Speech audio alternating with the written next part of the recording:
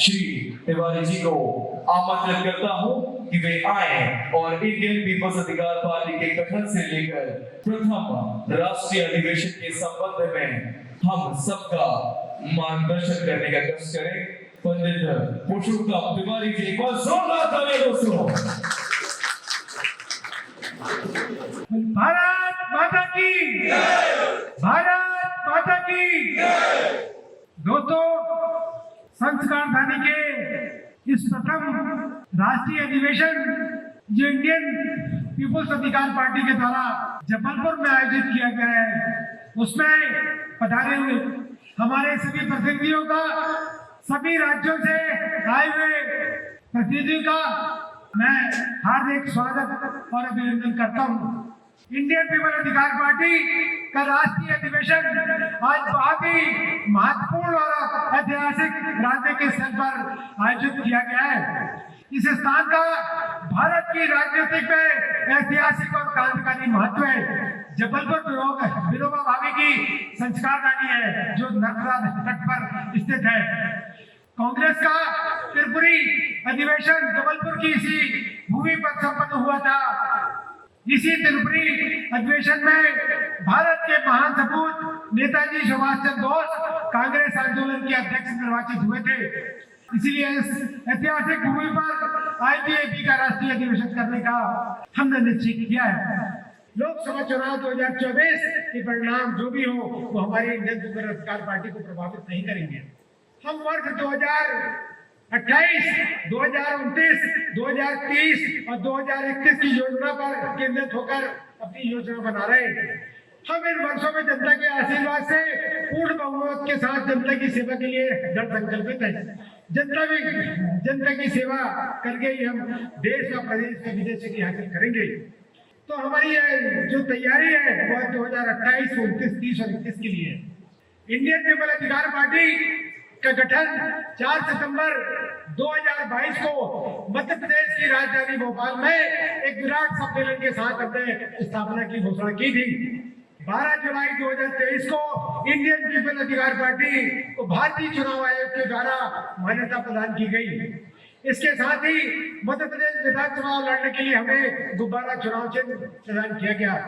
भारत में लोकसभा चुनाव 2024 लड़ने के लिए भी हमको गुब्बारा चुनाव चिन्ह प्रदान किया गया। आज देश की राजनीति में राजनीतिक शोषण का चलन चल रहा है। राजनीतिक माफियाओं की दुकान चल रही है। जिस परिवारवाद की दुहाई हर राजनीतिक दल देता है, उसी परिवारवाद से आज सारे राजनीतिक दल ग्रसित है। इसी परिवारवाद की राजनीति और राजनीतिक शोषण के खिलाफ हमारी जंग है। हम चाहते हैं कि हर आम और खास व्यक्ति विधायक, सांसद, मंत्री और मुख्यमंत्री बने। इसके लिए हम भारत के संविधान में भी एक संशोधन करने की बात कर रहे हैं। हम चाहते हैं कि भारत का राष्ट्रपति एक बार बने, भारत का प्रधानमंत्री 2 बार बने, भारत में सांसद, विधायक और मंत्री और मुख्यमंत्री केवल 2 बार बने, जिससे आगे आने वाली पीढ़ी को उसका अवसर प्राप्त हो सके। जिनके मन में भी राजनीतिक इच्छा शक्ति है लोगों की सेवा करने की, वो हमसे 1000 गुना अच्छा काम कर सकते हैं। आज एक पार्टी राम राज्य की बात कर रही है पूरे देश में, हम उसका स्वागत करते हैं क्योंकि भगवान श्री राम हिंदुओं के राज्य है। यह राम राज्य की कल्पना किसी धर्म, जाति और पंथ विशेष के लिए नहीं है। हम राम राज्य की कल्पना जो कर रहे हैं वो हम एक आदर्श राज्य के लिए कर रहे हैं। केवल ये राम राज्य हिंदुओं के लिए नहीं है, ये राम राज्य भारत में रहने वाले हर उस व्यक्ति के लिए है जो दूसरे व्यक्ति को सुखी और संपन्न देखना चाहता है। हमको राम राज्य स्थापित करने के लिए निरंतर उस दिशा में आगे काम करना होगा, जब भी हम राम राज्य की स्थापना कर सकते हैं और राम राज्य को स्थापित कर सकते हैं। माननीय प्रधानमंत्री जी ने 80 करोड़ लोगों को 5 वर्षों तक मुफ्त राशन देने की बात बोली है।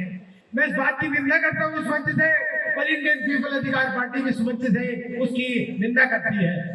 80 करोड़ लोगों को आप 2 समय का भोजन तो प्रदान कर रहे हैं। इसका मतलब है कि देश में आधी से अधिक आबादी जो है वो अपने श्रम से, अपने कौशल से, अपने 2 टाइम का भोजन उपलब्ध कराने की स्थिति में नहीं है। उसके पास कोई रोजगार नहीं है, साधन नहीं है कि अपने रोजगार और साधन से अपने 2 वक्त की रोटी कमा सके। हमें उनको रोजगार उपलब्ध कराना है, उनके लिए संसाधन उपलब्ध कराना है। एक सर्वे ने बताया है कि देश में 45 करोड़ युवाओं ने अपना जीवन जीने के लिए नौकरी की आस ही छोड़ दी है। उन्होंने ये समझ लिया है कि आप आज के बाद मुझे कोई नौकरी नहीं मिलेगी तो मेरा भरण पोषण कैसे होगा परिवार का। उसके लिए बहुत बड़े विचार की बात है। भारत की बेरोजगारी के खिलाफ केवल आरोप लगाने से काम नहीं होगा। आपने देखा होगा कि मध्य प्रदेश में 40 लाख से ज्यादा लोग सरकार की वेबसाइट में रजिस्टर्ड है। इसका मतलब है कि 60 लाख से ज्यादा लोग बेरोजगार हैं देश में। तो हमारे लिए शर्म की बात होना चाहिए कि इन प्रदेशों में 20 वर्षों से भारतीय जनता पार्टी की सरकार है और भारतीय जनता पार्टी की सरकार के द्वारा रोजगार उपलब्ध नहीं कराने के कारण ही उनको दूसरे देशों में पलायन करना पड़ रहा है। माता पिता हमारे वृद्धजन अपने जीवन की सारी संपत्ति को लगाकर उसको अच्छी योग्यता दिलाते हैं, उसको डॉक्टर, इंजीनियर और MBA कराते हैं, परंतु उसके बाद जब उसको नौकरी नहीं मिलती है तो उनके मन में बहुत दुख होता है कि हमने पूरे जीवन की सारी संपत्ति उसको पढ़ाने में लगा दी और आज बच्चा हमारा घर में बैठा हुआ है, बेरोजगार है। मध्य प्रदेश और देश की स्वास्थ्य व्यवस्था इतनी खराब है कि जिसकी हम और आप कल्पना नहीं कर सकते हैं। मध्य प्रदेश में बहुत बड़ा नर्सिंग घोटाला हम सबके सामने आया है। 50,000 से ज्यादा बच्चे हैं जो 5 सालों से इंतजार कर रहे हैं कि हमारी नर्सिंग की प्रोसेस कब चालू होगी। परंतु ये मेडिकल माफियाओं ने उनके भविष्य को अंधकार कर दिया, उनके भविष्य को रोक दिया है, उनकी प्रगति को। इस प्रगति के खिलाफ ग्वालियर हाईकोर्ट में एक याचिका दायर की गई। 500 से ज्यादा मेडिकल नर्सिंग कॉलेजों की जांच की मांग याचिका के माध्यम से की गई। ग्वालियर उच्च न्यायालय ने इस मांग को मानते हुए CBI को कहा कि आप इसकी जांच करें। CBI ने जांच की तो ये सारे कॉलेज फर्जी पाए गए। और सबसे बड़ी दुख की बात है कि हम इस देश में, भारत में जांच एजेंसी के रूप में जिसकी बात करते हैं वो है CBI, जो भारत सरकार के अधीन काम करती है। ग्वालियर खंडपीठ ने कहा कि CBI जांच करे। कुछ ही दिन पूर्व आपके CBI का जो नंगा चरित्र है वो भी आपके सामने आया है। आपने देखा कैसे CBI के इंस्पेक्टर रिश्वत लेते हुए नर्सिंग कॉलेजों को अपनी योग्यता का प्रमाण पत्र दे रहे हैं। ये कॉलेज अच्छा है, 5-5 लाख रुपए की उन्होंने घूस ली है। वो घूस कॉलेज के लिए नहीं है, तो हमारे जीवन के लिए उन्होंने समझौता किया है। इंडियन पीपल अधिकार पार्टी इन मेडिकल माफियाओं के खिलाफ आंदोलन करेगी और कर भी रहे हैं। हमने इसके खिलाफ भी भारत सरकार को लिखा है कि ये डिजिटल रूप से जो जांच की रिपोर्ट जारी हो रही है इस पर प्रतिबंध लगना चाहिए। एक आदमी है जिसने कंपनी खोली है वो रोज आकर और कमा रहा है और हमारी जान से खिलवाड़ कर रहा है, हमारी जान से खिलवाड़ कर रहा है। उसको पता ही नहीं है उस टाइम उसके दस्तखत हो रहे हैं। यहाँ हम सैंपल देते हैं, यही आदमी उसकी कंप्यूटर से रिपोर्ट निकाल के उसके दस्तखत करके हमको दे देते हैं। एक बहुत ही अजीब प्रकार का घोटाला हमारे देश में आप सब लोगों के सामने आया था, वो है इलेक्ट्रल बॉन्ड का घोटाला। आप बताइए, यदि आप स्टेट बैंक में खाता खोलने जा रहे हैं तो स्टेट बैंक में 1 हफ्ते तक आपका खाता नहीं खुलेगा। तो 500 करोड़ रुपए जिन लोगों ने दिया है उनकी जानकारी स्टेट बैंक के पास नहीं है। कितने दुर्भाग्य की बात है। सर्वोच्च न्यायालय ने, स्टेट बैंक ने यह कहा कि हमारे पास इन इलेक्ट्रल बॉन्ड की जानकारी नहीं है, उसको इकट्ठा करने में उनको 3 महीने लगेंगे। वो 3 महीने उनको इसलिए चाहिए था कि ये 2029 का जो चुनाव हो रहा है चुनाव पूरा हो जाए, उसके बाद उसकी जानकारी आप सब लोगों के सामने आए। बड़ी दुर्भाग्य की बात है, जिस पार्टी सत्ता में बैठी हुई है, जिस पार्टी ने हमसे ईमानदारी की बात करी थी, जिस पार्टी ने हमको बोला था कि हम गरीबों के साथ रहेंगे, उसी पार्टी ने हमारे साथ धोखा किया है। सबसे बड़ी विडंबना की बात तो यह है कि कोरोना काल में जो कोविशील्ड वैक्सीन और एस्ट्राजेनेका हम सब लोगों ने लाइन लगाकर तो संघर्ष करके लगवाई थी, उसके मालिक से भी माननीय प्रधानमंत्री जी ने फोटो तोड़ाकर 52 करोड़ रुपए ले लिए।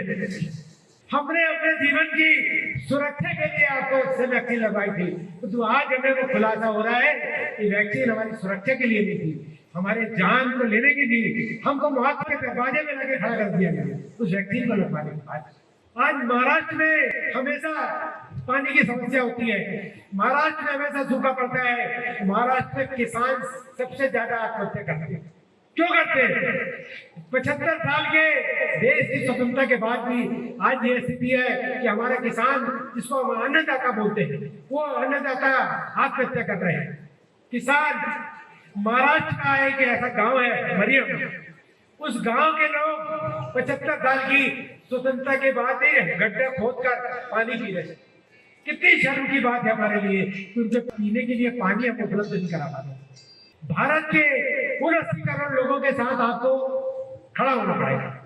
खड़े होने का हमारा जो सिद्धांत है, हमारा जो काम है, वो ये है कि हम पूरे देश के लिए हमारी वेबसाइट को बना दें। उस वेबसाइट के माध्यम से हम युवाओं से अपील करेंगे कि वो युवा अपनी क्षमता और योग्यता का पंजीयन हमारी वेबसाइट पर करें। हम उस वेबसाइट के माध्यम से देश और विदेशों में जो कंपनियां चल रही हैं, उनको अपना आपका बायोडाटा भेजेंगे और उनसे बोलेंगे कि आप इनको रोजगार दें।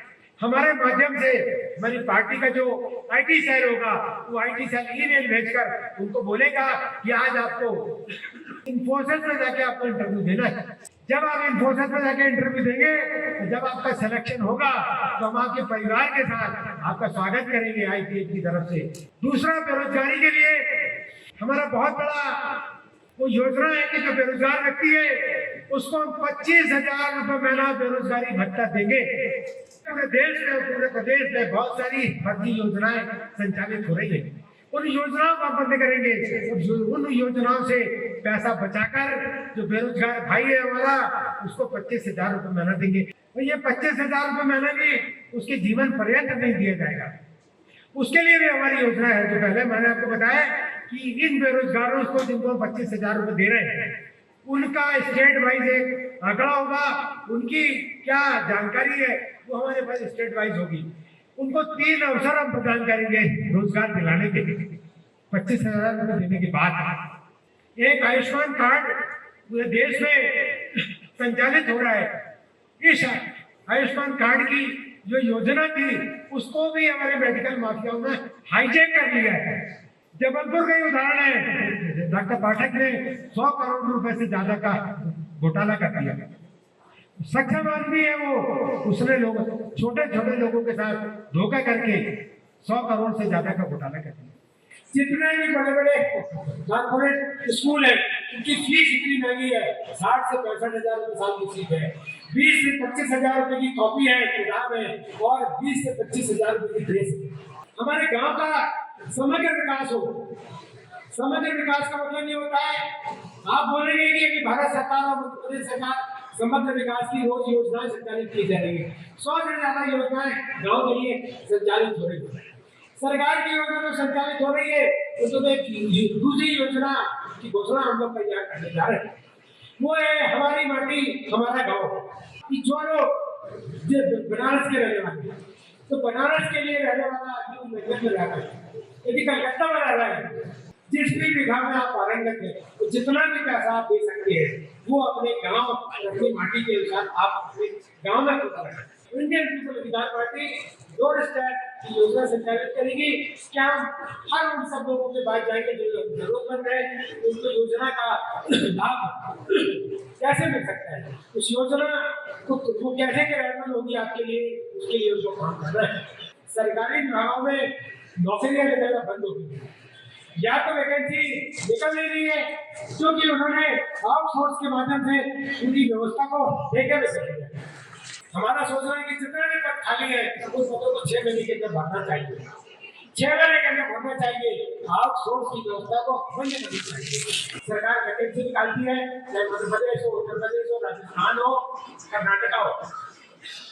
हमारे नौजवान छात्र छात्रा इस परीक्षा की तैयारी करते हैं। वो जब निकलता है तो उस पर खबर लगती है कि जिसकी वो परीक्षा लेकर आया है वो उस परीक्षा का पेपर ऑफ हो गया है। तो सरकार ने उसकी जांच की घोषणा कर दी है। सरकार ने कमेटी बना दी है। वो कमेटी 6 महीने तक उसकी रिपोर्ट नहीं जाती है। तो 6 महीने बाद उसकी रिपोर्ट आती है, बहुत सारे लोग कोर्ट में चले। ये इन्हीं का किया जा रहा है, तो सरकार में शामिल है। तो कैसे हमारे युवाओं का भविष्य बनेगा, उसकी चिंता हम लोगों को करनी चाहिए।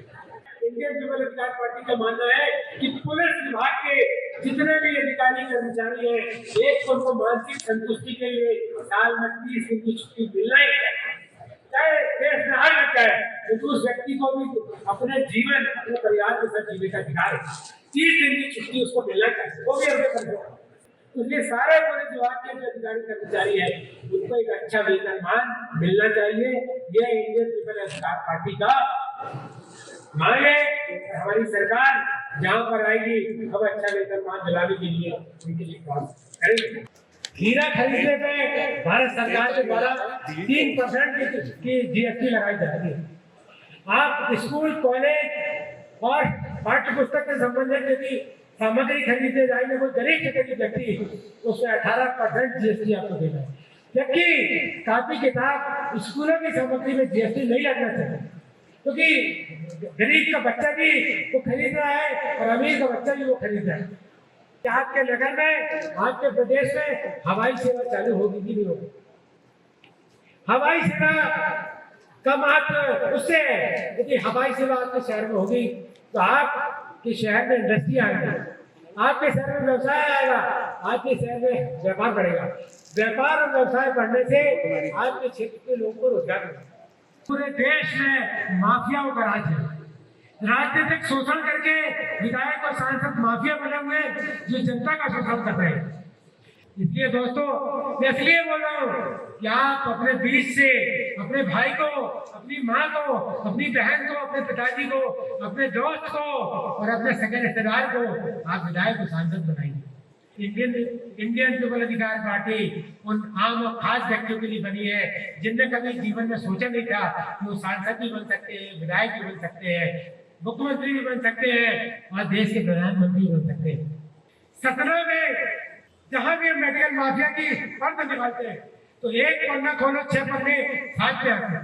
सतना में मध्य प्रदेश सरकार ने एक मेडिकल कॉलेज खोला है। उस मेडिकल कॉलेज में सरकारी डॉक्टरों की फर्जी नियुक्ति बना के, मतलब सरकार कितना बड़ा धोखा हमारे साथ कर रही है कि जैसे मेरा नाम लिख के कि सतना में डॉक्टर पुरुषोत्तम तिवारी अपनी सेवाएं देंगे और भारत के जो स्वास्थ्य विभाग है उससे उसको संचालित करने की अनुमति देनी, जबकि वो डॉक्टर सरकारी रिकॉर्ड में डॉक्टर पदस्थी। सतना के मेडिकल कॉलेज की मान्यता निरस्त हो गई, तो पता लगा क्यों हो गई साहब, तो सरकारी अस्पताल क्यों हो गई, प्राइवेट होता तो मान लेते। बोले साहब जिस फैकल्टी का नाम आपने लिखा था सरकार ने उसका अपॉइंटमेंट लेटर नहीं दिया, वो सरकारी नियुक्ति भी नहीं है, सरकारी भर्ती नहीं उसकी। तो एक हमारा अभियान है जिसको हमने नमस्ते भारत के नाम से इंडियन पीपल अधिकार पार्टी 5 सालों तक संचालित करेगी। नमस्ते भारत अभियान हमारे इस बात के लिए है कि हम देश के हर नागरिक के घर में, चाहे वो राष्ट्रीय अध्यक्ष हो, चाहे प्रदेश अध्यक्ष हो, राष्ट्रीय पदाधिकारी हो, हमारा प्रदेश का पदाधिकारी हो, जिले का पदाधिकारी हो, और आप सब भी हम उसके घर में जाकर उसको नमस्ते भारत के रूप में हम उसके घर में जाकर हाथ जोड़ के खड़े होंगे, नमस्ते भारत बोलेंगे। तो हमको उनसे कोई आर्गुमेंट नहीं करना कि ये फला ये नहीं हुआ, देखा यही हुआ। जब व्यक्ति जो संतुष्ट है उसको धन्यवाद देना कि आपके मन में जो संतोष का भाव है। इसके बाद हम दूसरे घर में जाते हैं, दूसरे घर के लोग हमको जो समस्या बताते हैं उनका नाम पता, एड्रेस, मोबाइल नंबर लिख के हमको आना है, फिर उनसे उस बात की चर्चा करना है क्योंकि क्या क्या समस्या हमको बताइए और उन समस्या का निराकरण हम किस स्तर पर कर सकते हैं। दोस्तों, इंडियन पीपल अधिकार पार्टी की 2 वर्षों की यात्रा आज इंडियन पीपल अधिकार पार्टी के प्रथम राष्ट्रीय अधिवेशन के रूप में आपके सामने है।